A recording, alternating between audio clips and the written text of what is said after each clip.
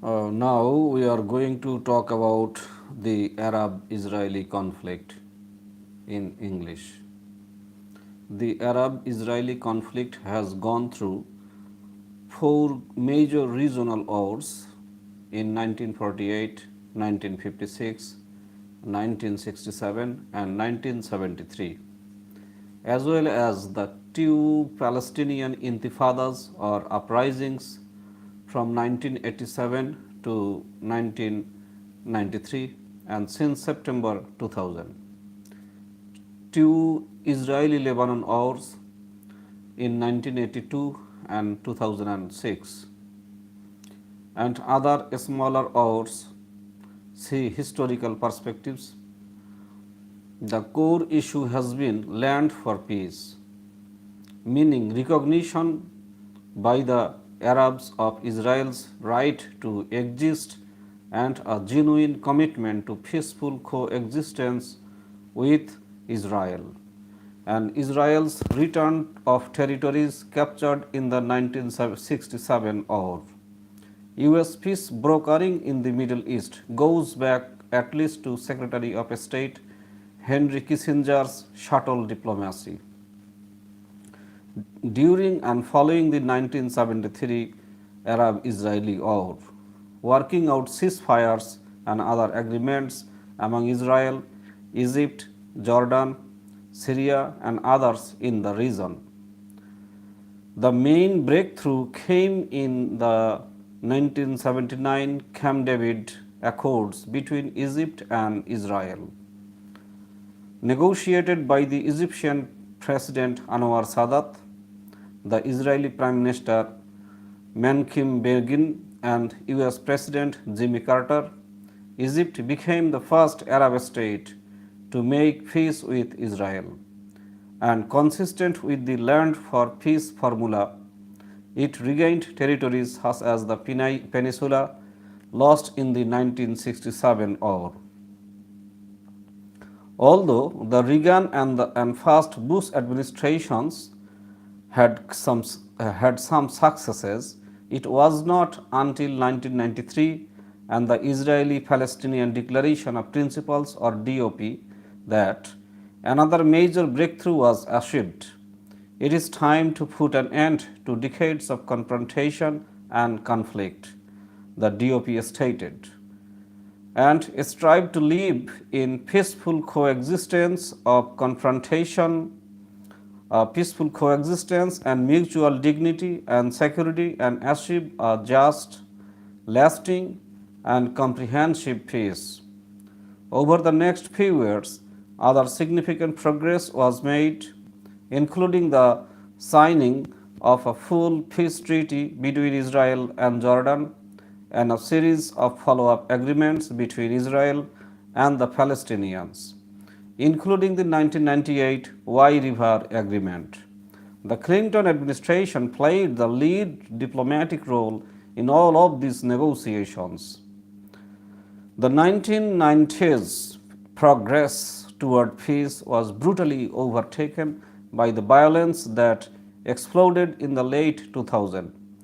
Amid all the uncertainties about the future, what is clear is the Middle East's need for peace brokering and the United States' continuing central importance to any such efforts. We thus need to understand what the bases were for the US peace brokering role in the 1990s before considering why that role broke down and how it may play out in the future. We apply the same analytic framework as in the earlier cases of US peace brokering. Now let's talk about US leadership. One of the main reasons the Middle East peace process took off in the early 1990s was the transformed regional context caused by the double-barreled effects of the end of the Cold War and the US-led victory in the Gulf War. Without the Soviet Union, Middle East rejectionists, those who reject peace with Israel, such as the PLO, were bereft of a superpower patron. In contrast, With its profound political victory in the Cold War and overwhelming military victory in the Gulf War, US prestige was US prestige was an all-time high. Seeking to capitalize on this, the first Bush administration, called a Middle East Peace Conference for October 1991 in Madrid, Spain. Although Russia officially was the co-chair, it was clear that the main role lay with the United States. The initial peace agreement that Rabin and Arafat signed on September 13, 1993, at the White House, the DOP, actually had been negotiated earlier during secret talks in Oslo, Norway. This led some to see the Oslo Agreement as evidence that the US role as Middle East peace broker had diminished. But this was too superficial an analysis. The personal role of the Norwegian Foreign Minister Johan Jørgen Holst, who had built trust with both sides, definitely was an important factor in the decision to hold the talks in Oslo, and a good reminder that Americans do not have a monopoly on peace brokering. Another factor was the need to conduct the talks where they would be out of the limelight, which could have been nearly impossible in the United States. Once the talks were completed, though, the signing ceremony took place in Washington. The United States played the major diplomatic role in ensuring years in brokering the follow-up agreements and in trying to move the process along toward a comprehensive peace. Acceptability to the parties in conflict. Israel had long held that it would not negotiate peace unless the United States played a key role in the process. It had, for example, rejected a number of UN-led initiatives because it believed the UN did not give sufficient consideration to Israeli security and other interests. The United States and Israel have had their differences, but one president after another, Republican and Democrat alike, has affirmed American support for Israel's security. Prior to 1993, Arafat and the PLO considered the United States as enemy, and the United States condemned and opposed them as terrorists. But for a number of reasons, those views changed. For Arafat, although other world leaders had received him for many years, the invitation to the White House conferred a degree of legitimacy and status that could come only from Washington.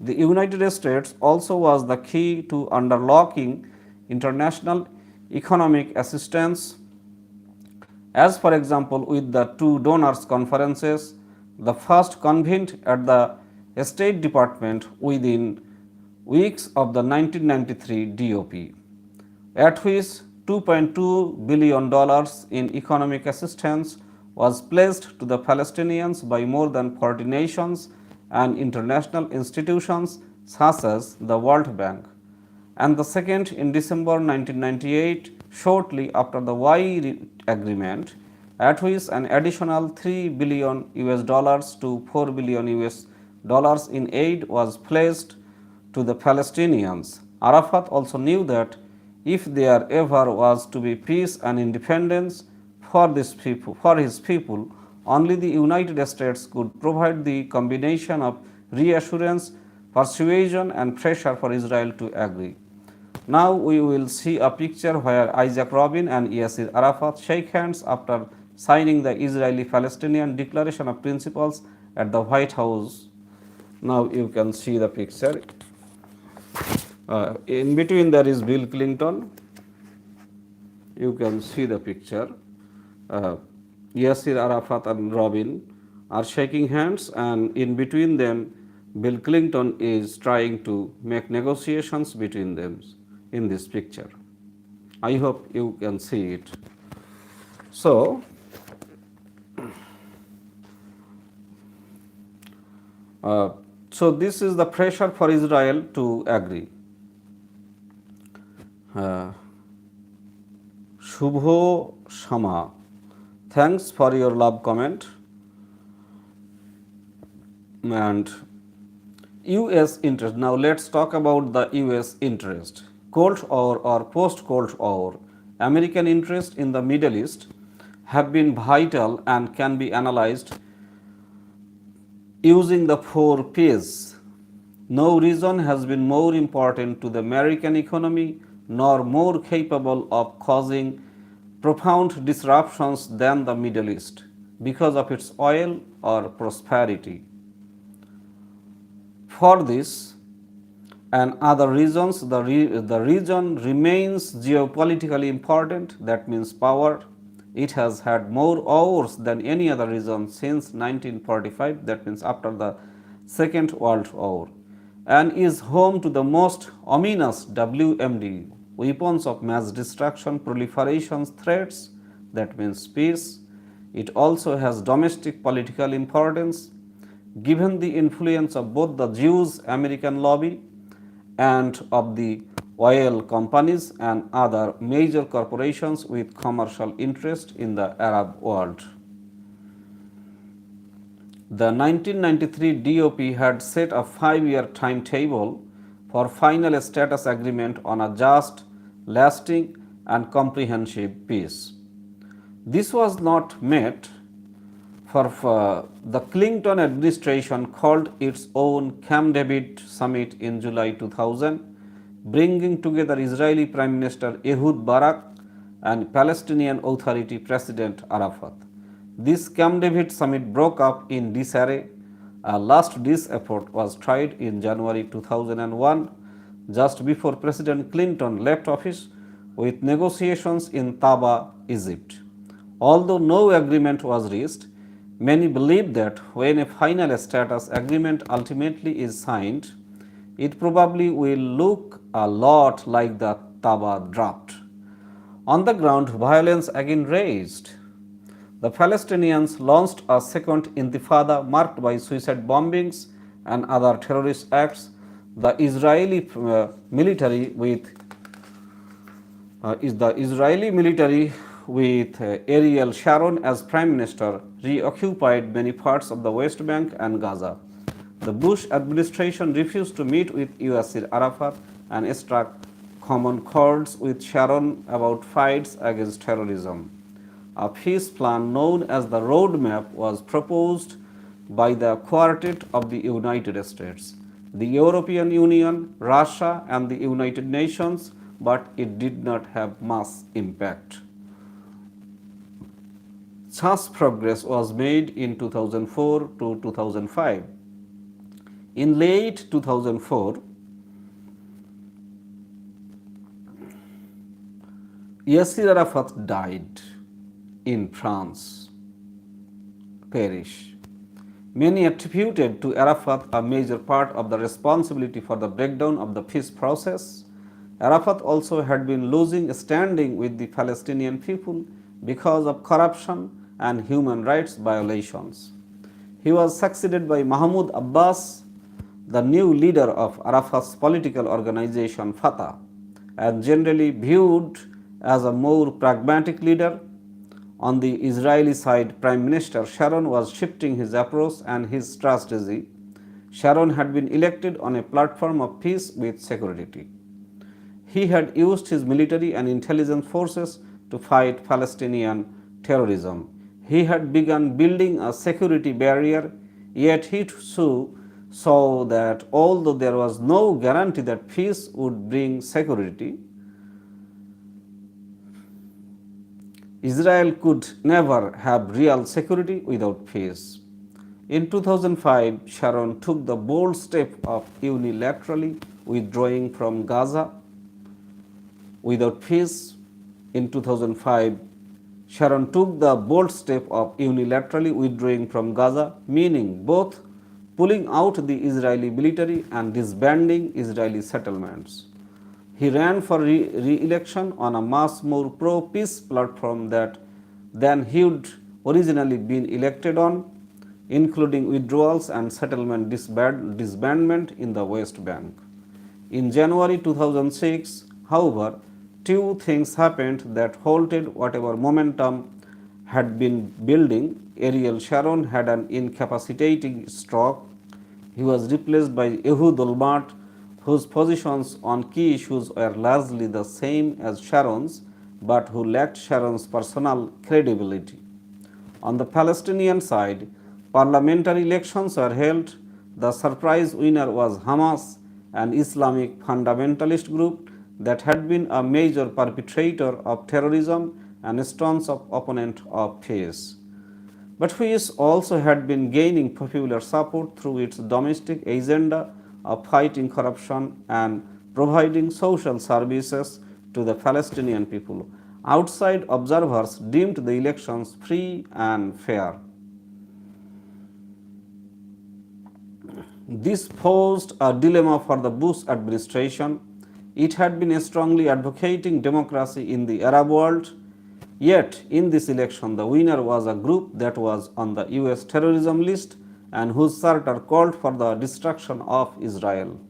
The Bush policy, and also that of much of Europe, was to suspend financial aid to the Hamas government to pressure it to moderate. How could the United States support a government that was led by terrorists and that was shown to the destruction of an American ally? On the other hand, the financial pinch from the aid suspension added to the instability and reinforced Hamas's hard line. Tensions increased not only between Palestinians and Israelis, but also between Hamas and Fatah. Violence, both Israeli Palestinian and Palestinian Palestinian, was again on the rise. In late June 2006, Israeli Hamas clashes in Gaza set off another crisis. In mid July, Hezbollah, the Lebanese Islamic terrorist and political force closely allied with Iran, crossed the border and kidnapped two Israeli soldiers. Over the next month, war intensified between Israel and Hezbollah. In one sense, everyone lost. Hezbollah and Lebanon suffered massive damage, many lives were lost, and much of the Lebanese economy and infrastructure, which had been reconstructed after decades of war, was again in ruins. Hamas and Fatah moved closer to their own civil war. Israel not only suffered damage to several northern cities and a relatively large number of deaths for such a small population, but also experienced a further eroding of its security. Each side also claimed some gains. Hezbollah ended up with greater political power within Lebanon and enhanced prestige in the Arab world for having stood up to Israel. Hamas remained in control of much of the Palestinian government. Israel showed the damage that it can inflict on those who threaten it. Israel's core dilemma remains peace with security. Recent years showed both the scope and the limits of Israeli military power. Israel needs a partner to negotiate with, one committed to peace and not terrorism. The Palestinians have had a basis for questioning Israel's commitment to a fair and just peace and a viable Palestinian state. Ultimately, though aspirations for an independent Palestinian state are most likely to be fulfilled through negotiations rather than terrorism, and though internal reforms within Palestinian politics, if a reminder was needed of the other Arab-Israeli aspects of the conflict, the 2006 Lebanon war provided it. Syria supported both Hamas and Hezbollah. Iran too was involved, making this increasingly an Islamist Israeli conflict. Amid many uncertainties, two things are clear. One is that as difficult as peace is today, it will be even more difficult tomorrow. More children on both sides will grow up socialized into hatred. More violence will be perpetrated. More distrust will build up. more windows of opportunity will slam shut. The other is that American interest will continue to be significantly affected. The particular strategies for peace brokering are not necessarily the same as those used by Secretary of State Kissinger after the 1973 war, or by President Carter at Camp David, or by President Clinton in the Oslo process. But the history of the last 30 plus years has been that progress in Middle East peace requires a central role for the United Nations. So that's all about the Israeli Arab conflict, and now we are going to talk about the timeline of Israeli Arab conflict from the historical perspectives. And Shubho Shama, thanks for your comment and for your love.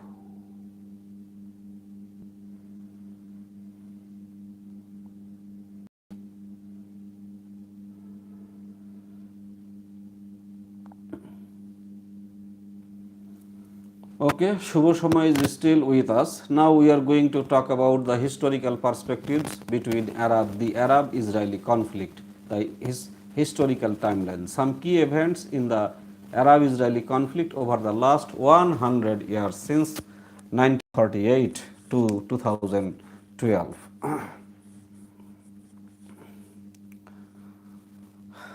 Okay, Shubho Shama is still listening to us. 1917, Great Britain, the colonial power over Palestine, issues the Balfour Declaration favoring a national home for the Jewish people in Palestine. 1941 to 1945, over 6 million Jews killed during World War II as part of the Nazi Holocaust. 1947, in one of its first major actions, the newly created United Nations approves the partitioning of Palestine into a Jewish state and an Arab state. 1948, Israel declares statehood. Egypt, Jordan, Syria, Iraq, Lebanon, and Saudi Arabia declare war against Israel. Jerusalem becomes a divided city. Jordan annexes East Jerusalem and the West Bank. Egypt retains control of the Gaza Strip. Thousands of Palestinians become refugees. 1956, Suez War begins when Israel, supported by Britain and France, attacks Egypt. Pressure from the Eisenhower administration leads to Israel's withdrawal. 1964, Palestinian Liberation Organization (PLO) is established with Yasser Arafat as leader. 1967, the famous Six-Day War, in which Israel launches a preemptive strike to head off planned attacks by Arab militaries led by Egypt, Syria, and Jordan. Israel takes territorial control of the Sinai Peninsula, the Golan Heights, the Gaza Strip, the West Bank, and East Jerusalem. UN Security Council Resolution 2242 calls for Israeli withdrawal from newly occupied territories and establishes the Land for Peace principle. 1970, civil war between the Jordanian army and Palestinians following airplane hijackings by a Palestinian guerrilla group, PLO, expelled from Jordan, moves to Lebanon. 1973, Egypt and Syria launch surprise attack on Israel on the Jews' Day of Atonement, hence the name Yom Kippur War. United States and Soviet Union both get involved in support of their allies. The Organization of Petroleum Exporting Countries, or OPEC, imposes an oil embargo and price hikes in support of the Arab side. UN Security Council Resolution 338 calls for ceasefire and peace negotiations. 1974, shuttle diplomacy led by Secretary of State Henry Kissinger establishes ceasefire and disengagement agreements between Israel and Egypt and Israel and Syria. 1974, Arab League declares PLO the sole legitimate representative of the Palestinian people. Arafat addresses the UN General Assembly, which the following year grants the PLO observer status. 1977 to 1979, spurred by Egyptian President Anwar Sadat's historic trip to Israel and his speech to the Knesset, or Israeli legislature, expressing desire for Egypt and Israel to live together in permanent peace based on justice, and calling for the Palestinian right to a state, the peace process advances. President Jimmy Carter invites President Sadat and Israeli Prime Minister Menachem Begin to Camp David for negotiations. Sadat and Israel peace treaty Camp David Accords is agreed to and signed in 1979. Sinai is returned to Egypt in exchange for recognition of Israel consistent with Land for Peace formula. Arab League expels Egypt for making peace with Israel. 1981, Israel attacks Iraqi nuclear reactor at Osirak, at which Saddam Hussein was seeking to develop nuclear weapons. 1981.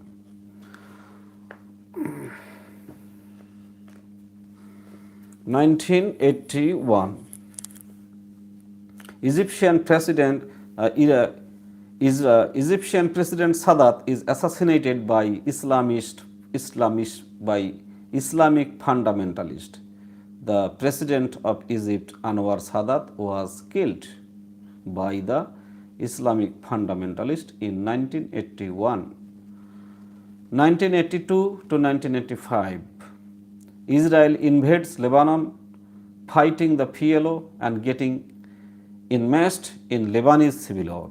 Reagan administration plays a role in negotiations and sends troops as part of multinational peacekeeping force. Over 200 Americans are killed in the October 1983 terrorist attack on barracks in Beirut of Lebanon. In 1985, Israel withdraws from most of Lebanon, leaving an Israeli allied Lebanese force in control of the southern areas. 1987, the first intifada, a Palestinian popular uprising against Israeli occupation of the territories, begins in Gaza and spreads to the West Bank. 1991. With the end of the Cold War and following the US-led victory in the Persian Gulf War, Israel and numerous Arab states begin bilateral and multilateral negotiations at the Madrid Conference. 1993, major breakthrough in peace talks between Israel and the Palestinians with the Oslo peace process. President Clinton, PLO chairman Arafat, and Israeli Prime Minister Isaac Rabin play key roles. 1994, Palestinian Authority is established in Gaza and Jericho. Jordan and Israel sign peace treaty. Rabin, Israeli Prime Minister Shimon Peres, and Arafat received Nobel Peace Prize in the year 1994. In 1995, Prime Minister Rabin is assassinated in Tel Aviv by a right-wing Israeli opponent of peace. 1993 to 2000, various peace agreements signed but fall short of a full comprehensive peace.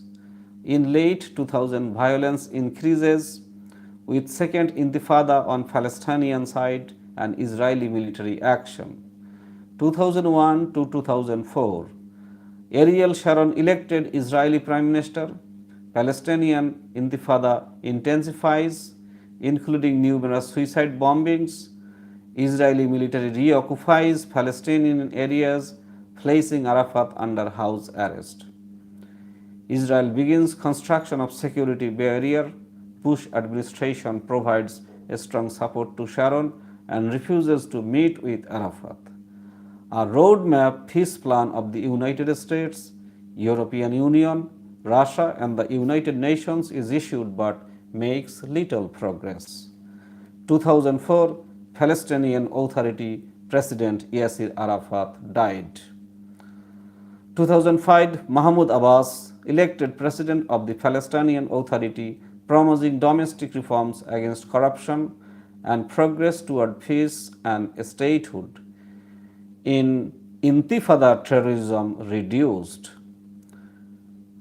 In August, Sharon moves ahead with partial peace initiative for a unilateral withdrawal from Gaza, including dismantling Israeli settlements. 2006. Prime Minister Sharon has a major stroke and falls into a coma.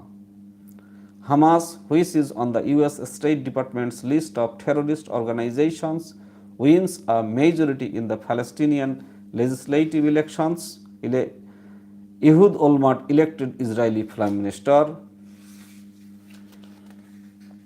In late June, Israeli Hamas clashes in Gaza set off a renewed crisis. In mid-July, Hezbollah, the Lebanese Islamic terrorist and political force closely allied with Iran, kidnaps two Israeli soldiers. Israel-Hezbollah war truce established with UN peacekeeping force. Stability is still uncertain. So that's the timeline of Arab-Israeli war and conflict from 1917 to 2006. So I hope you have enjoyed listening to this, and this is the history in brief about the Arab-Israeli conflict and the US interest in negotiations between Israel and Palestine. So I hope you have enjoyed this, and this is a channel of education. This is a channel of edutainment or entertainment by education. This is a channel of information. If you like information, if you like an educative video, you can log into this channel and you can subscribe to this channel. So wishing you all a good health, good hygiene, good sleep, good knowledge. Thank you. I would like to put an end to this video here.